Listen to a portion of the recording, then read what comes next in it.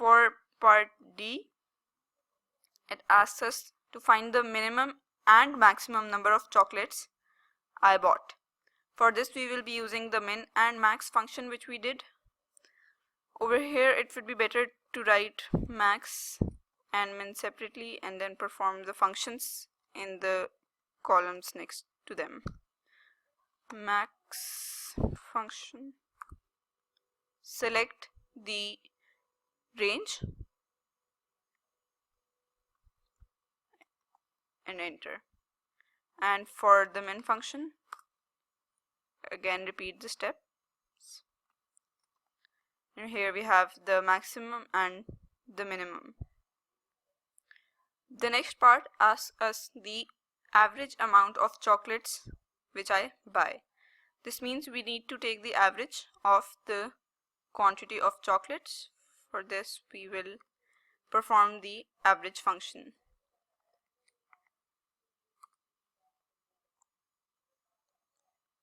So after selecting the range, and we will just simply do enter, and here is the final answer. The next part asks us the average money I spend on these chocolates. So we would simply be taking the average of the total amount I spend each day. So average, select your range, brackets close, and enter. The next part asks us about the days in which I did not buy any chocolates. So here we will perform the count blank function.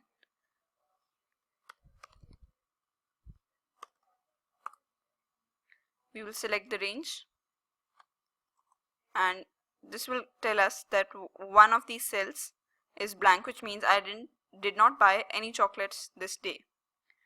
However, this function will not be applicable in the scenario if this cell contains a 0 over here. What will happen is the count blank function will only counts the blank cells. In this case, now there are no blank cells, so your answer from this function will be a 0, which is misleading. In this case, then we will need to apply the count if function, which is a logical function, and this will be covered in the next module. And last part asks us about the budget.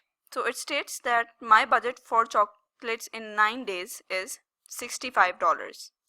How many more chocolates can I buy at the rate of $1.5 per chocolate on the 9th day? That's 12th January. So we have been given the data for these 8 days, and the partial data for the 9th day, that is 12th January, has been given to us. So just for the sake of understanding this question, you might as well enter the data given in the last part by inserting the new date. And the chocolate we can buy is something which we have to find. You might just label it as X. The price per chocolate has been given as $1.5 per chocolate, and the total amount would again be the product of this and this. Now we will get the answer for this question by subtracting our total budget, which is $65, and our total spending for 8 days, which we have already done, and that has been calculated in the C part, the total amount I spent on chocolate in the 8 days. So we can simply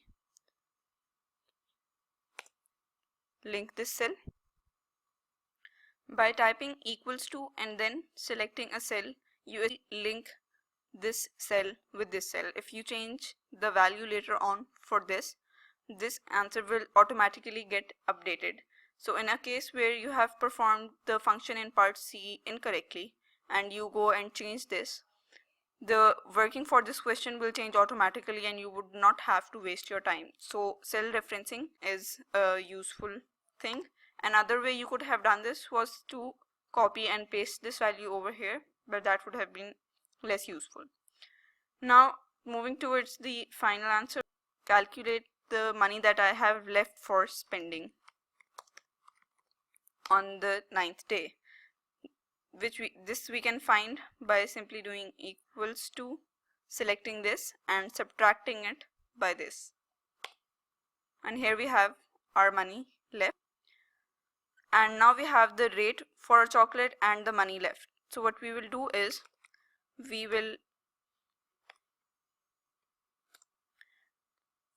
divide the money left with the rate to get the quantity. You can do this division by simply typing equals to, selecting this cell, slash for the division, select this and enter. The logic for this working over here can be understood through these equations. So simply we were performing quantity into price equals to the money that was being spent as done in the previous parts over here. And we simply rearranged this equation and we took price to the other side, which is now getting divided. So quantity equals to money spent over price, and this is exactly what we have done in this cell. Now you may just leave this as it is, but logically it makes sense that you cannot buy 1.6 chocolates. So you may write over here rounded value. Over here you can use the int function, which will give you the closest integer. So simply press is equal to int, select this and then insert the number which you want to get the closest integer for, which would be this, brackets close, and we have the rounded value, and this could be the final answer. Now remember to show all your working. Even though we have given the rounded answer, you would not want to omit this step because it shows a great deal of working. So remember to show all your working, and here we have solved the entire question.